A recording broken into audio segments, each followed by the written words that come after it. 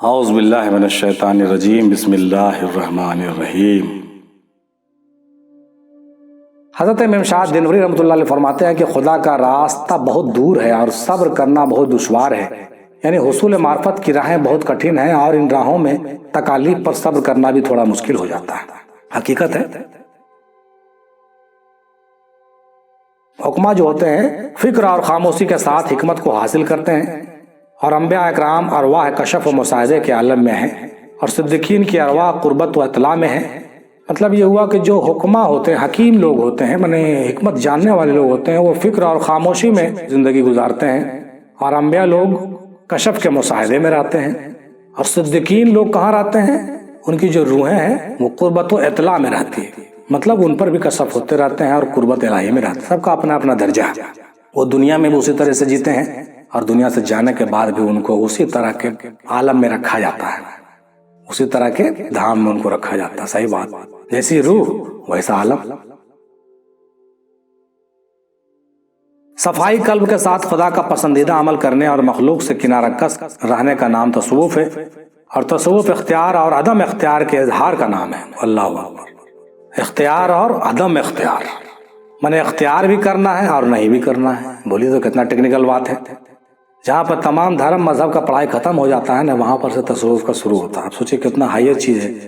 تصوف اختیار اور عدم اختیار کے اظہار کا نام ہے، بہت اونچی چیز ہے۔ یعنی تصوف خالی ایسے بولنے کا چیز نہیں، بلکہ صاحب آپ اختیار بھی کیجئے اور نہیں بھی کیجئے، بیچ کا چیز ہے۔ مطلب بے خودی میں خودی پر رہنا ہے۔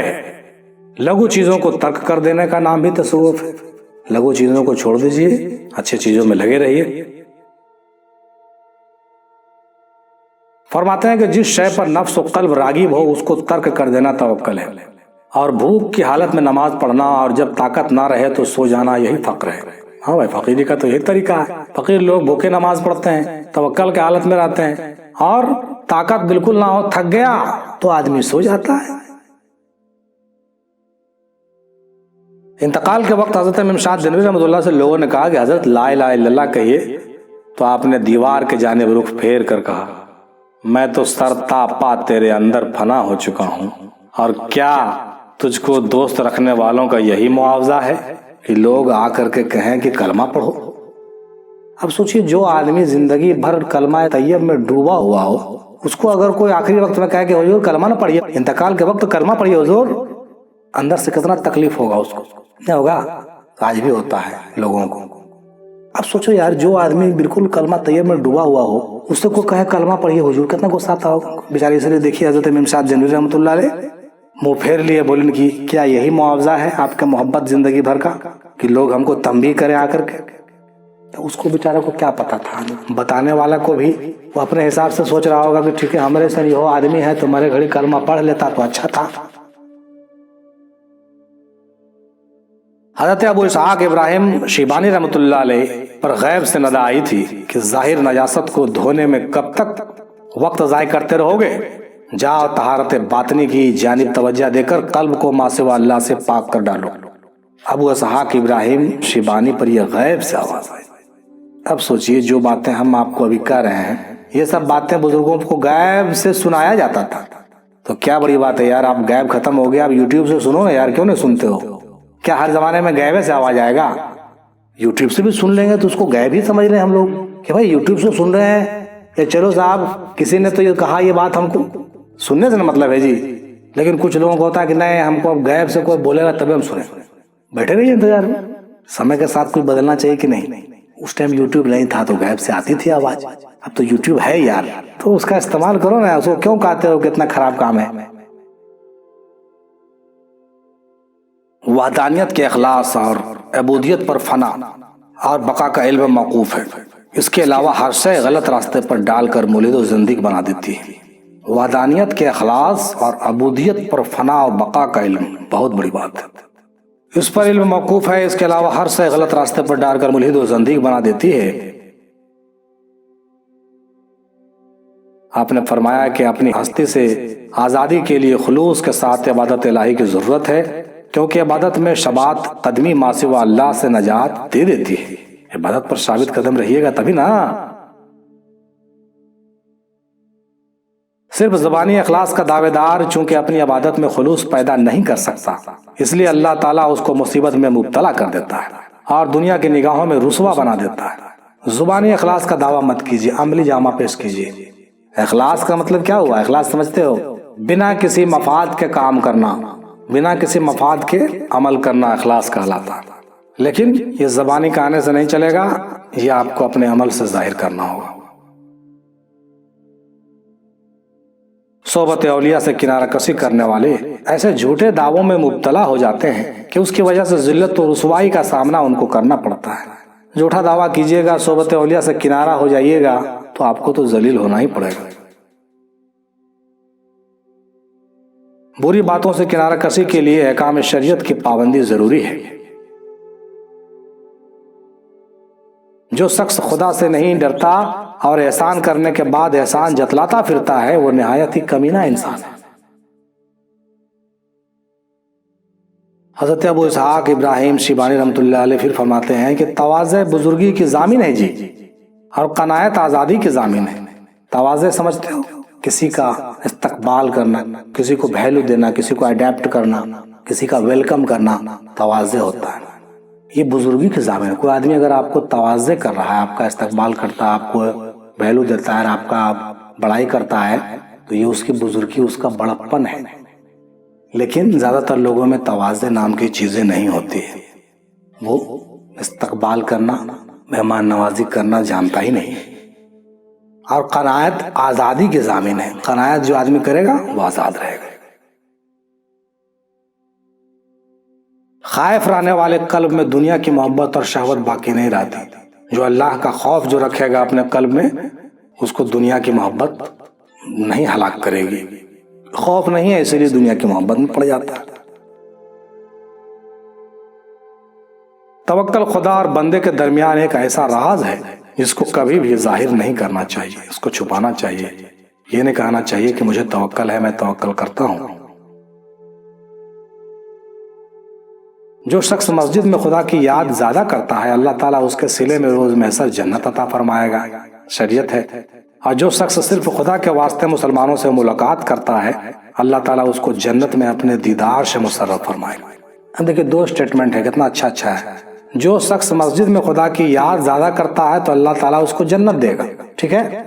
لیکن جو شخص مسلمانوں سے صرف خدا کے لیے ملاقات کرتا ہے تو اللہ تعالیٰ اس کو اپنا دیدار عطا کرے گا۔ جنت سے وہ چیز ہے، یہاں پر دیکھیں دو چیز ہے۔ جو خدا کا عبادت مسجد میں کرتا ہے وہ تو جنت کے حص میں کرتا ہوگا، وہ جنت میں جائے گا۔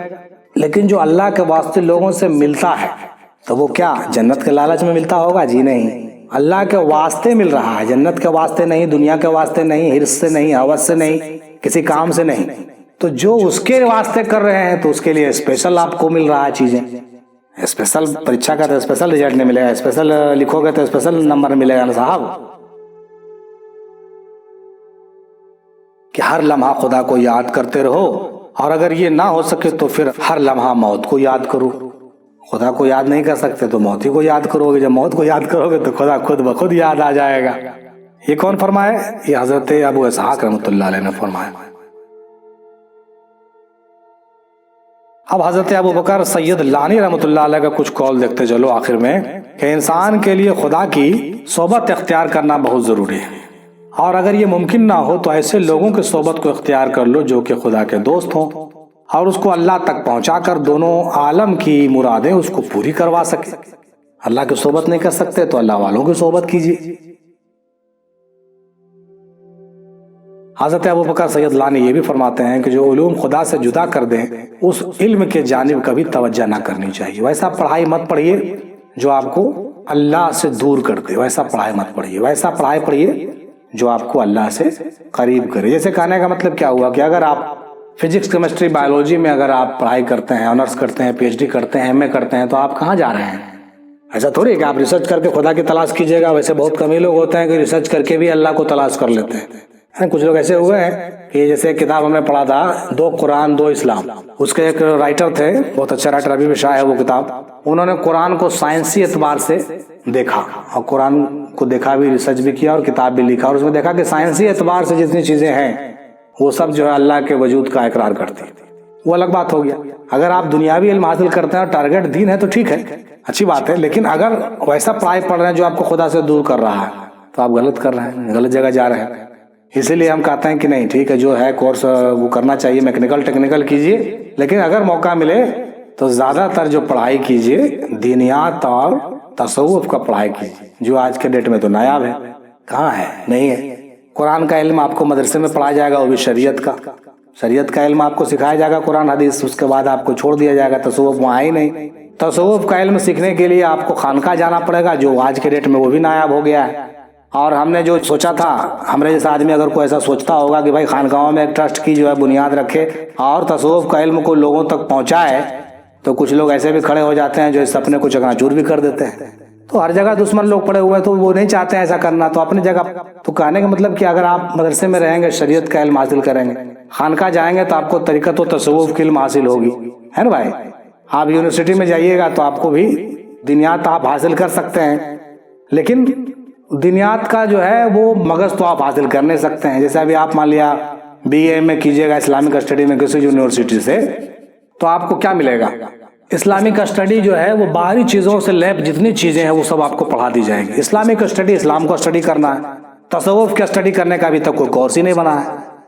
تو کچھ ایسا انتظام ہونا چاہیے، یہ ہم لوگوں کو کرنا چاہیے کہ تصوف کے علم کا جو ہے ہم لوگ ڈیولپمنٹ کرتے ہیں. ہمارا یہ سوچنا تھا، اور اسی لیے ہم نے جو ہے مرکز افضلیہ ایجوکیشن ٹرسٹ کا بنیاد رکھا ہے، اور آگے چل کر کے موقع ملے گا تو اس کو ہم ڈیولپ کریں گے. ہم دیکھ رہے تھے کہ اس چیز کی کمی ہے، ابھی ہونی چاہیے. بہت مدرسہ، بہت خانقاہ تعمیر ہوا، بہت ساری چیزیں ہوئی، لیکن تصوف کا علم کو آگے بڑھانے والی کچھ سنستھائیں کو سامنے آنا چاہیے، جو علم معرفت، علم تصوف، اولیاء اکرام کے مغز والی باتیں، اسلام کی اصل چیزیں جو ہے، جو مکھن کہا گیا اس کو.